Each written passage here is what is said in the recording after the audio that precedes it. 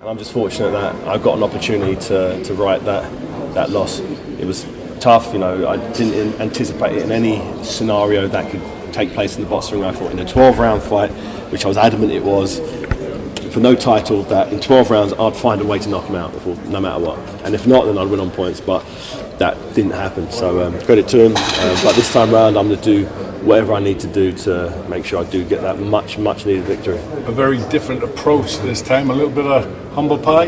No doubt. I talked big and I failed miserably last time, so can't have that again.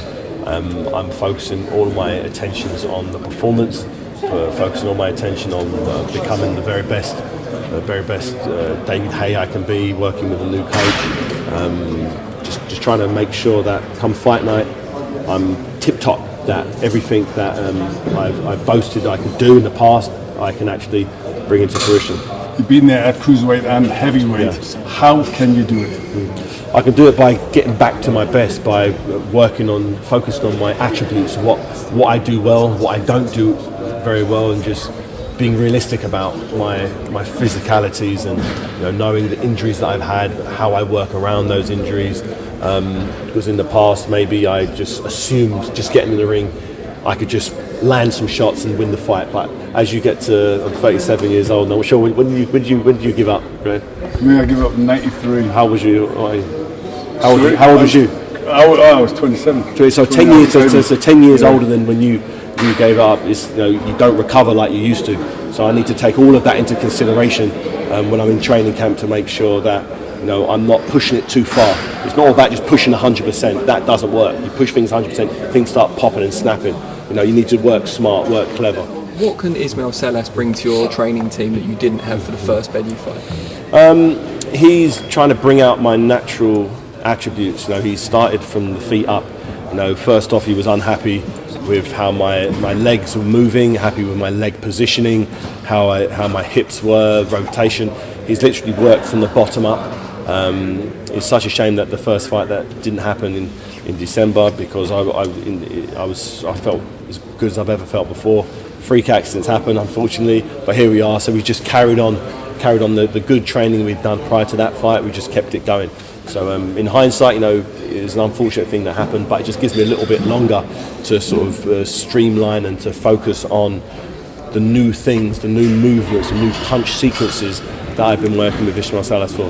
Have you been or will you be sparring Joe Joyce in preparation for this fight? No. Joe Joyce and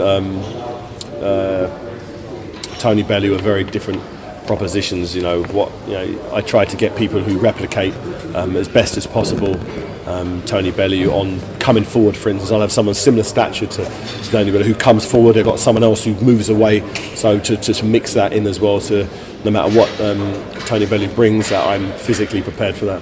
Are there benefits to training alongside someone like Joe Joyce, though, someone a young heavyweight coming through? Yeah, it does. We do a lot of circuits together and stuff, so he's got a crazy engine, so he just keeping up with Joe. He's not that much younger than me. He's 32, but he's very fresh, and he's got a huge engine. So if I can keep up with Joe Joyce, I'm fine. Thank you for your time. David, you're 37 years of age now. Thanks for reminding me. What do you think is more harmful to you at this stage of your career? Coming back from an injury that you sustained, or just the layoff? I think two different things. The layoff can affect your timing. It can affect your rhythm if you haven't had adequate sparring. Injuries are always injuries. Unfortunately, I've never had the same injury twice, so I've never really had an impact in the fight resulting from a prior injury that had healed. So I think it's a mixture of both, to be honest. A mixture of both. The layoff, I'm not too bothered about the layoff, to be honest. As long as my timing's good in sparring, it normally is when I'm fighting. So yeah, injuries can pop out of nowhere. I've experienced that before. So yeah, probably a little bit more worried about something on my head falling off in the third round or something popping and snapping. That's more of a worry than my timing as I've been out of the ring technically for 14 months come fight night. Historically, you're somebody who has relied a lot on athleticism. Yeah. On the flip side, do you think people have underrated your boxing skills? You're obviously a very successful amateur. Is that going to be more what you're going to be looking to utilise coming back? My boxing skills were very heavily entwined with my athleticism. So I've developed a boxing style which relied heavily on my athleticism. You know, my jab, a regular guy couldn't throw a jab like me because he's not powerful enough or explosive enough or fast enough to land it. So the punches that I've thrown in the past, technically, weren't that great, but because I had such a athleticism, I was able to get away with it. It kind of reminded me, kind of like a bit like Roy Jones Jr. You know, he technically, you know, he didn't do things as the textbook would suggest, but he was so athletically gifted and so fast that he could land a shot. You know, anyone else trying to fight like that would just come unstuck pretty quick. But once his reflexes did slow down, he started losing to people he had no business losing to, because his style was so heavily connected to his physicality.